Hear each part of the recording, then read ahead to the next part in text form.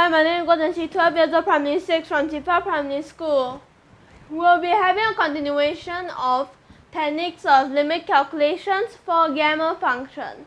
So for the previous lessons, we have explained the fundamentals of gamma function, and we also have explained about Wallace, his product, and also have explained about the Euler's reflection formula, right? So mainly other than that, we mainly just did a few examples similar to what I am going to solve for this lesson. So if you want to know about the fundamentals for it, you can go to other lessons. So now let's move on with this lesson. So first of all, we have question 1, whereas for this part we have 4/3 times 4/5 times 8/7 times 8/9 times 12/11 times 12/13, so on and so forth. So over here, if you want to use the gamma function and all those, you need so you can choose to either put this in pi notation or limit notation and all those, but we'll be doing pi notations over here. So pi notation for this part, what we'll have is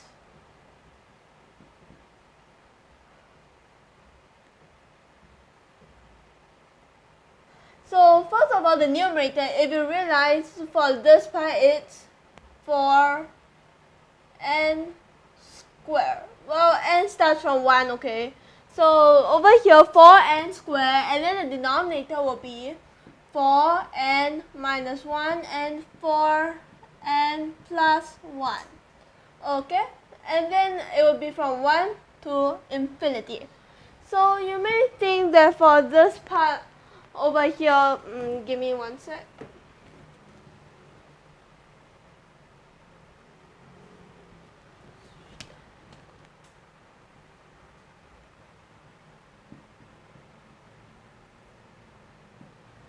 So now that we have gotten this, but first of all, if you want to use the Wallace product and all, there's the A plus B must be equal to C plus D, right? But another factor that we must consider is that where n starts from. And in this case, n starts from 1, which you cannot use the Wallace product unless n starts from 0. So if n starts from 0, over here for this part, what we'll have is 4n plus 1 squared, and then here we have 4n. So for this part, you have 4n plus 1 squared, and then plus 4 squared. Then after here you have 4n minus, so over here the plus 4 minus 1 will be plus 3, and then here you have 4n with 1 plus 4 will be 5 plus 5. And then now that we have gotten this part, but another thing is that for this, won't it be a little bit too complicated for this part? So for both numerator and denominator, we can divide it by 4. So when we divide both numerator and denominator by 4, what you have is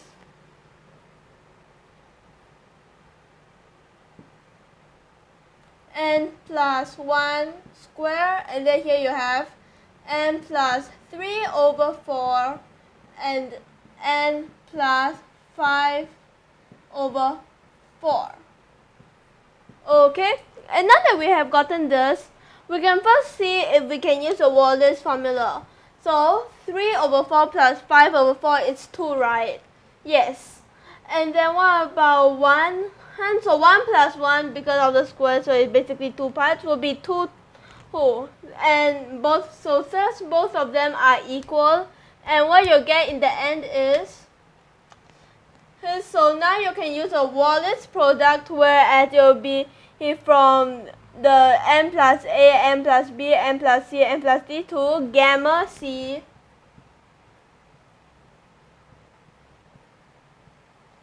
gamma D over gamma A and gamma b. So over here, now that I've gotten this, so we have already shown here in previous videos, previous lessons, whereas we have learned that gamma 1 is 1. So for this part, what you have is gamma 3 over 4 and then gamma 5 over 4. But what else can you do here? So we also learned that gamma n plus 1 is equal to n gamma n, right? So for this part, you can do so for this part without getting a negative. So what you get over here is 1 over 4 gamma 3 over 4 then times gamma 1 over 4. But why did I take this out? So although we have gotten 1 over 4, which we cannot solve within the gamma function, but since you times them together, you can use the Euler's reflection formula.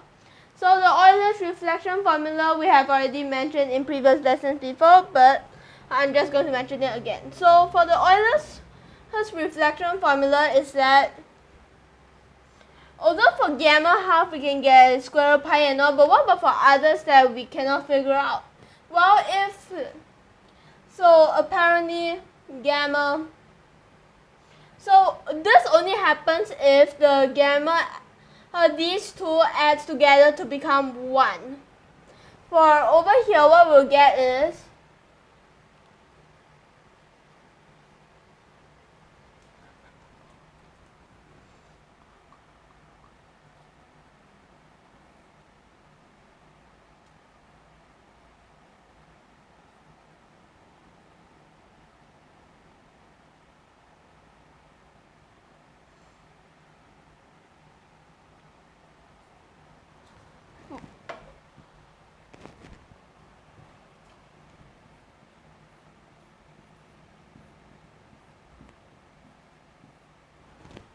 whoops. So over here we have this part. So what are these two times together? So it is pi over sine n pi. Okay, so you can say just pi n, and either way it works.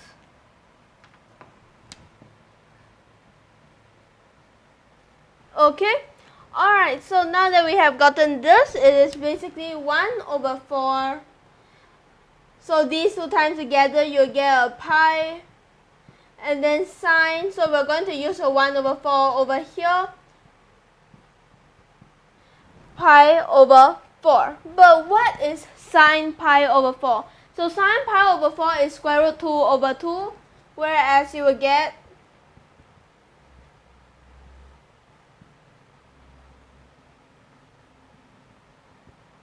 which means that this can reciprocal, and apparently these two you can simplify to get 2, but since you have a square root 2 over here, it will be best if you have square root 2 pi and then over 4. Okay, so that is for our first one. So rough explanation, long story short, what we have is we change it to pi notation, and then we change it so you can use the Wallace product, and we use the gamma we use gamma 1, and we don't have to bother about it for gamma 1 is 1, and then after that we took out 1 over 4 to get gamma 1 over 4 in order to use the Euler's reflection formula, and we got the answer over here. And now moving on to the second question, as you can see here, we have 6 over 5 times 6 over 7 times 12 over 11 times 12 over 13 times 18 over 17 times 18 over 19, and so on and so forth. So we'll be using the same method over here. So if you realize it, for this part, once again, it starts from 1 till infinity. Here, while over here for this part, what we have is the numerator. If you realize, instead of having for like the first example we have, we'll be using 6n. So 6n squared, and then we have 6n minus 1, and then we have 6n plus 1. So you can tell from this part, so it's okay to first divide by both numerator and denominator, divide by 36, or you can just straight up change it to 0 for now. So for this part over here, I'm just going to first divide 36 for both numerator and denominator to make things simpler.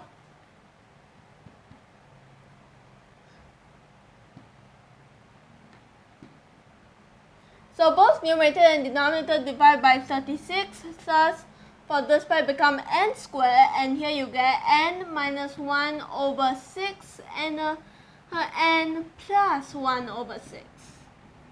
And now we have gotten this. Thus we can change the boundary from 1 to infinity into n from 0 to infinity, whereas every one of these will have a plus 1. So it will become n plus 1 and square, which is technically n plus 1 times n plus 1. And we'll also have n plus 5 over 6. For 1 minus 1 over 6 is 5 over 6. And then we also have n plus 7 over 6 for 1 over 6 plus 1 is 7 over 6. Now that we have gotten this, first 1 plus 1 is 2, and 5 over 6 plus 7 over 6 is also equal to 2. Thus a plus b is equal to c plus d in for this part, okay? And the boundary is also starting from 0 till infinity, which thus both of these conditions, it satisfies the Wallace product. It satisfies the condition for the Wallace product, and thus we can use it, which we will get gamma 5 over 6 and gamma 7 over 6. And once again, the denominator is gamma 1 and gamma 1. So for this part over here, what we have is that you can tell gamma 1 is 1, right? So 1 times 1 as a denominator, it wouldn't change anything. So what you have is gamma 5 over 6 and gamma 7 over 6. And now moving on over here, we have this part which you can minus 1 and without getting a negative. So you can take 1 over 6 out, for we'll have to use it for the Euler's reflection formula. So as you can see, for this part, what we have is 1 over 6 gamma 1 over 6, which uses this part, and then what we get over here is we can once again use the Euler's reflection formula. Well, if I'm going to be honest, it's your choice if you want 1 over pi over 4 or 3 pi over 4 for either part, because either one can be n, either one can also be 1 minus n. Well, over here, talking about the Euler's reflection formula, here we can use it, and then you can choose to have 5 pi over 6, but I'm just sticking to pi over 6. Whereas, but still, what is sine pi over 6? Sine pi over 6, it is equals to half.